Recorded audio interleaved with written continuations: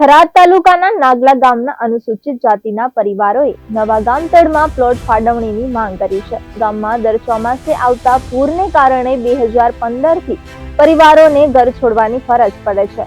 ગામમાં વસવાટ કરતા 124 અનુસૂચિત જાતિના કુટુંબોની જૂની ગામતળની 9 એકર અને સ્મશાન ભૂમિની 3 એકર જમીન ગ્રામ પંચાયતને રદ કરી છે. તેના બદલામાં નવા ગામતળમાં અલગથી ડોક્ટર આંબેડકર નગર બનાવવાની માંગ કરી છે. આ નગરમાં 5 એકર સ્મશાન ભૂમિ અને 12 એકર ગામતળ મળી કુલ 17 એકર જમીન પર દરેક પરિવારને 300 ચોરસ મીટરના પ્લોટની ફાળવણીની માંગણી કરવામાં આવી છે. 2015 થી અત્યાર સુધી કરોડો રૂપિયાના ખર્ચે પણ પાણીના નિકાલની સમસ્યા હલ થઈ નથી. માજી સરપંચ અને તલાટીએ જણાવ્યું છે કે હાલમાં પાણી નિકાલની કામગીરી ચાલુ હોવાથી 4 મહિના બંધ રાખવામાં આવી છે. અરજદારોએ ચેતવણી આપી છે કે જો તાત્કાલિક પ્લોટોની ફાળવણી નહીં થાય તો મોટી હોનારત થઈ શકે છે.